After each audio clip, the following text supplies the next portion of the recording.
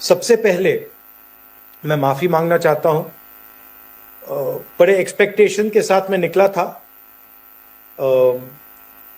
हमारी फ्लाइट पंतनगर तक पहुंची, मगर जब हम हेलीकॉप्टर में गए तो पायलट ने कहा कि मौसम खराब हो गया है और वो आगे नहीं जा पा रहा है।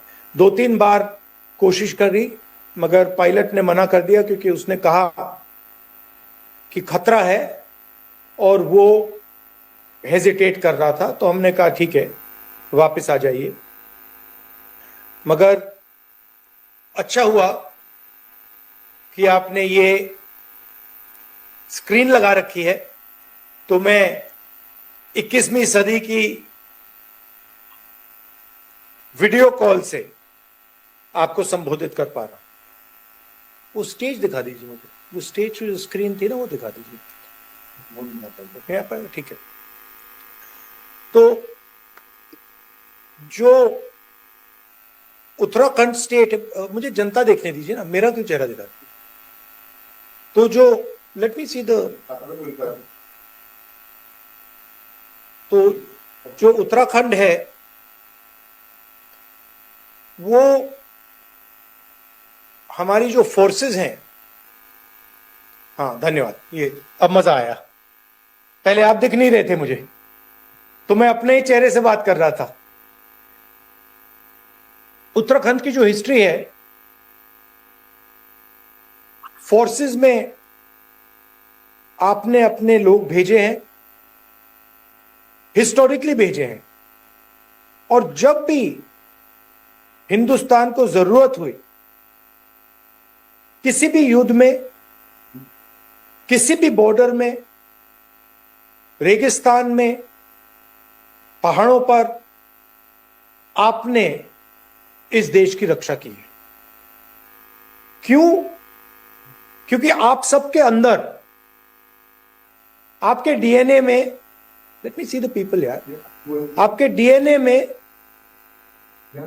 एक आग है, देशभक्ति की आग, और वो शायद उत्तराखंड के हर युवा में, हर बुजुर्ग में, हर व्यक्ति के अंदर है। भाइयों और बहनों, जब कोई भी फोर्सेस में जाता है, चाहे वो सेना हो, एयरफोर्स हो, नेवी हो, वो देशभक्ति के बल पर, सैक्रिफाइस के बल पर जाता है। और उसके बीच में और हिंदुस्तान की सरकार के बीच में, फोर्सेस के बीच में एक अनरिटन कॉन्ट्रैक्ट होता है। वो क्लियरली लिखा नहीं होता है, अनरिटन कॉन्ट्रैक्ट होता है। जवान कहता है कि मैं अपने देश के लिए अपना खून और अपनी जान देने को तैयार हूं। मैं अपने कॉन्स्टिट्यूशन को बचाने के लिए, मैं अपने बॉर्डर्स की रक्षा करने के लिए, मैं अपने देश के भविष्य के लिए अपना खून, अपना भविष्य समर्पित करता हूं। दूसरी तरफ सरकार कहती है कि अगर आप अपना खून देश को दोगे, अगर आप अपना भविष्य देश को दोगे, तो हम आपकी पूरी रक्षा करेंगे, आपके फ्यूचर को सिक्योर करेंगे, और अगर आपको चोट लगी या आप शहीद हुए, तो हमारी जिम्मेदारी बनती है कि हम आपके परिवार को, आपके बच्चों को, आपके माता पिता को हिंदुस्तान की सरकार का प्रोटेक्शन दें। ये अनरिटन कॉन्ट्रैक्ट होता है। भाइयों और बहनों, बीजेपी ने अग्निवीर लागू करके इस अनरिटन कॉन्ट्रैक्ट को तोड़ा है। जो पवित्र कॉन्ट्रैक्ट होता है एक सैनिक और उसकी सरकार के बीच में, कि अगर आप शहीद होगे हम आपकी पूरी रक्षा करेंगे, आपकी फैमिली की रक्षा करेंगे, आपकी फैमिली के फ्यूचर को सिक्योर करेंगे। यह कॉन्ट्रैक्ट अग्निवीर तोड़ता है। अग्निवीर क्या कहता है? अग्निवीर कहता है कि आप देश को 4 साल दीजिए, अगर आप शहीद होंगे तो देश आपको प्रोटेक्शन नहीं देगा, देश आपके परिवार को प्रोटेक्शन नहीं देगा। और ये जो फोर्सेस की जो फाउंडेशन है, फाउंडेशन फोर्सेस की जो नींव है, इसके खिलाफ है। हमने साफ कहा है कि हम अग्निवीर योजना के खिलाफ हैं। हिंदुस्तान में करोड़ों युवा सेना में जाते हैं, जाना चाहते हैं, सुबह 4 बजे उठकर दौड़ते हैं, फिजिकल ट्रेनिंग करते हैं और देश की रक्षा करने का सपना देखते हैं। हम चाहते हैं कि उनकी प्रोटेक्शन हो, उनके परिवारों की प्रोटेक्शन हो और उनका फ्यूचर सिक्योर हो। इसीलिए हमने साफ कहा है कि हम अग्निवीर योजना को कैंसिल कर देंगे। दूसरी बात, अग्निवीर क्यों आया? अग्निवीर का कारण अदानी है। नरेंद्र मोदी जी चाहते हैं कि हिंदुस्तान के फोर्सेस का बजट, हिंदुस्तान का जो डिफेंस बजट है, वो हमारी सेना की जवानों के फ्यूचर के लिए, प्रोटेक्शन के लिए ना जाए और वो सारा का सारा अदानी जैसे बड़े बड़े अरबपतियों के जेब में जाए। आप देखिए, पहले पब्लिक सेक्टर हुआ करता था, HAL, BHEL, NAL, इन सब को एक एक करके बीजेपी ने खत्म किया है, कमजोर किया है और सारे के सारे डिफेंस के कॉन्ट्रैक्ट्स अदानी जी और उनके जैसे 2-3 अरबपतियों को दिए हैं। अग्निवीर का यह भी कारण है कि वो चाहते हैं कि बजट का सबसे बड़ा हिस्सा उनके मित्र अदानी जी और देश के सबसे बड़े अरबपतियों को जाए। कुछ ही दिन पहले पार्लियामेंट हाउस में आपका डेलीगेशन आया और उन्होंने मुझे बताया कि आपकी जो डिसेबिलिटी पेंशन होती थी, जो आपको 1922 से एग्जेम्पशन थी, उसको इन्होंने रिवर्स किया। तो मैं आपसे पूछना चाहता हूं, नरेंद्र मोदी रोज कहते हैं कि वो देशभक्त हैं, दिवाली में जाकर वो जवानों के साथ दिवाली खेलते हैं, मनाते हैं, मगर जब आपकी जरूरत होती है तो फिर वो आपको अग्निवीर देते हैं, 1 रैंक 1 पेंशन नहीं देते हैं, डिसेबिलिटी पेंशन छीनते हैं।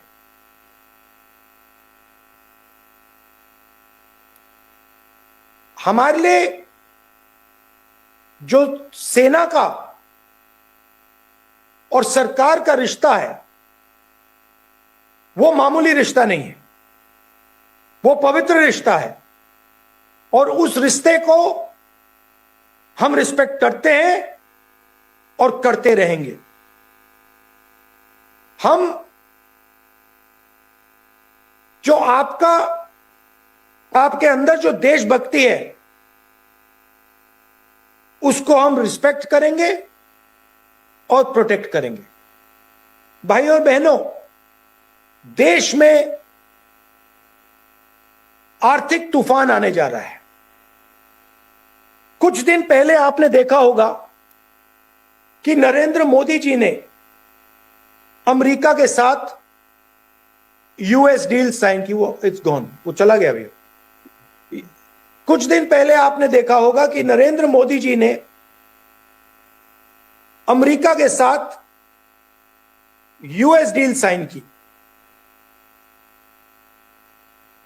4 चीजें नरेंद्र मोदी जी ने डोनाल्ड ट्रंप को दी।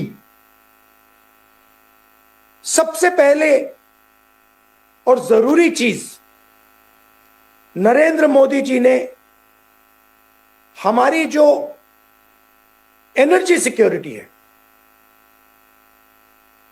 वो डोनाल्ड ट्रंप को पकड़ा दी। यूएस डील से पहले अगर हिंदुस्तान की सरकार किसी भी देश से तेल खरीदना चाहती थी, गैस खरीदना चाहती थी, केरोसिन खरीदना चाहती थी, हम कर सकते थे। नरेंद्र मोदी जी ने डोनाल्ड ट्रंप को खुश करने के लिए हमारी एनर्जी सिक्योरिटी हिंदुस्तान से छीन ली। आज भाइयों और बहनों, हिंदुस्तान उन्हीं देशों से तेल खरीद सकता है जो अमेरिका कहता है। अगर अमेरिका कहता है कि हम ईरान से ना खरीदें, रूस से ना खरीदें, तो हिंदुस्तान तेल नहीं खरीद सकता। दूसरी बड़ी चोट, एग्रीकल्चर सेक्टर। मैंने आपसे कहा कि जो रिश्ता फोर्सेस का देश के साथ है वो पवित्र है, मगर मैं आपसे यह भी कहूंगा, जय जवान के साथ जय किसान भी कहा जाता है। तो जैसे जवान का रिश्ता पवित्र है, वैसे ही किसान का रिश्ता भी पवित्र है। और नरेंद्र मोदी ने हमारे एग्रीकल्चर सिस्टम को, हमारे कृषि के सिस्टम को, हमारे फूड सिक्योरिटी के सिस्टम को कमजोर किया। कैसे किया? पहली बार हिंदुस्तान की हिस्ट्री में कृषि का सेक्टर नरेंद्र मोदी जी ने अमेरिका के किसानों के लिए खोला। अमेरिका के किसान कपास, सोया, फल, अखरोट, बादाम, कॉर्न सब इंडिया में बेच पाएंगे। आप शायद पूछोगे तो क्या बड़ी बात है? बड़ी बात यह है कि हिंदुस्तान के जो किसान हैं, हिंदुस्तान के जो खेत हैं, छोटे साइज के खेत होते हैं। आप जानते हो 3, 4, 5 एकड़ के खेत होते हैं। अमेरिका के खेत जो हैं हजारों एकड़ के खेत होते हैं। दूसरी तरफ हिंदुस्तान के किसानों के पास मैकेनाइजेशन नहीं है, हाई टेक्नोलॉजी नहीं है। अमेरिका के किसानों के पास मैकेनाइजेशन, 100% मैकेनाइजेशन और हाई टेक्नोलॉजी है। अब अगर हम अमेरिका के किसानों को हिंदुस्तान में अपना माल बेचने देंगे तो हिंदुस्तान का किसान बर्बाद हो जाए। तीसरी चीज नरेंद्र मोदी ने डोनाल्ड ट्रंप को दी, हिंदुस्तान का पूरा data, medical data, commercial data, जो भी डेटा अमेरिका चाहता है, नरेंद्र मोदी जी ने अमेरिका को दे दिया।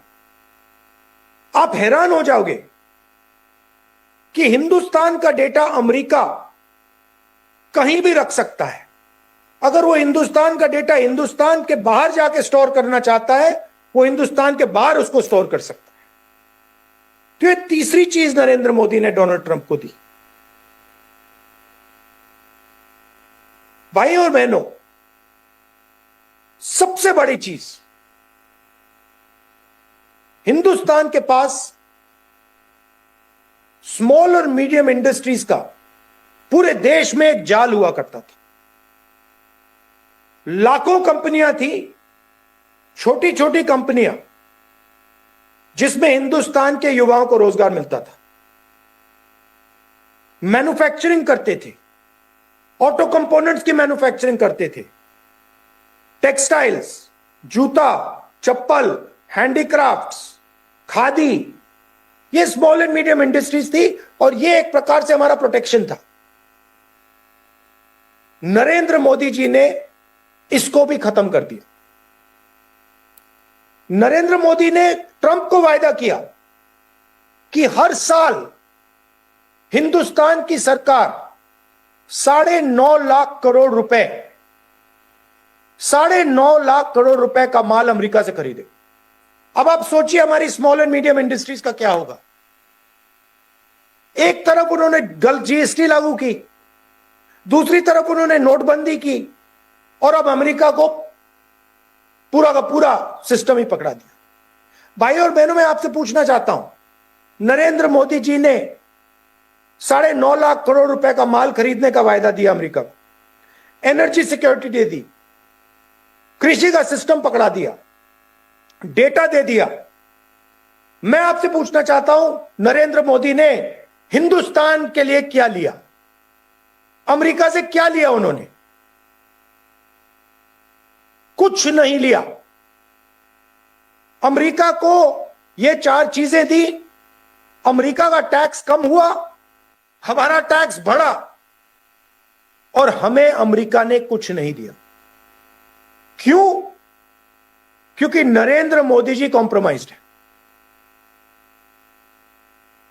डोनाल्ड ट्रंप खुल के कहता है, पब्लिक में कहता है कि मैं नरेंद्र मोदी के करियर को जब भी खत्म करना चाहता हूं मैं कर सकता हूं।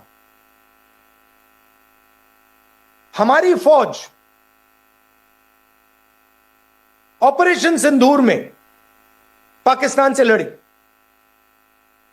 डोनाल्ड ट्रंप खुल के कहता है, एक बार नहीं, 2 बार नहीं, 20-25 बार उसने बोला है कि मैंने नरेंद्र मोदी को फोन लगाया और मैंने नरेंद्र मोदी से कहा कि युद्ध बंद करो, और नरेंद्र मोदी ने मुझे जवाब दिया यस सर, और युद्ध बंद हुआ। भाइयों और बहनों, अगर यह आर्म फोर्सेस के साथ धोखा नहीं है तो क्या है धोखा? अगर यह एयरफोर्स, आर्मी और नेवी के साथ धोखा नहीं है तो फिर क्या धोखा है? और जैसे ही नरेंद्र मोदी को, जैसे ही आपके चीफ मिनिस्टर को नरेंद्र मोदी कंट्रोल करते हैं रिमोट कंट्रोल से, जैसे बाहर के लोग आज उत्तराखंड को चला रहे हैं, आपके बिजनेसेस छीन रहे हैं, वैसे ही नरेंद्र मोदी जी को डोनाल्ड ट्रंप चला रहा है। और मैं तो आपको खुल के बोल रहा हूं, मैं पार्लियामेंट में उनके साथ खड़ा होता हूं, सामने खड़ा होता हूं, वो आंख में आंख नहीं मिला पाते हैं, क्योंकि वो जानते हैं कि जो मैं बोल रहा हूं वो सत्य है। आपने देखा होगा लोकसभा में डिस्कशन हुआ, मुझे बोलने नहीं दिया गया, उसके बाद नरेंद्र मोदी उठ के लोकसभा से भागे और 1 घंटे के अंदर, मैं एप्स्टीन की बात करने जा रहा था, मैं अदानी की बात करने जा रहा था, 1 घंटे के अंदर नरेंद्र मोदी जी ने ट्रंप को फोन कॉल लगाया और ट्रंप ने यूएस डील अनाउंस कर दी।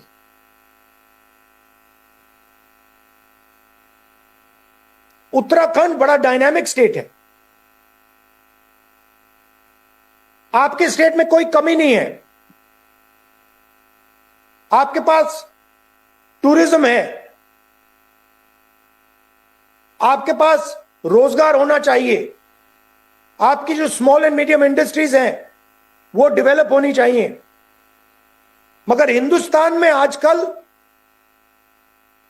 सिर्फ 2 लोगों को फायदा होता है, अदानी को और अंबानी को। आप क्या सोचते हो, अगर आपने हिंदुस्तान के सारे पोर्ट्स, एयरपोर्ट्स एक व्यक्ति को पकड़ा दिए, यह नेशनल सिक्योरिटी थ्रेट नहीं है? अगर आपने सारे के सारे डिफेंस इंडस्ट्री के कॉन्ट्रैक्ट्स, ड्रोन के कॉन्ट्रैक्ट्स, हथियार के कॉन्ट्रैक्ट्स, एम्यूनिशन के कॉन्ट्रैक्ट्स एक व्यक्ति को पकड़ा दिए, यह सिक्योरिटी थ्रेट नहीं है? यह बिल्कुल सिक्योरिटी थ्रेट है।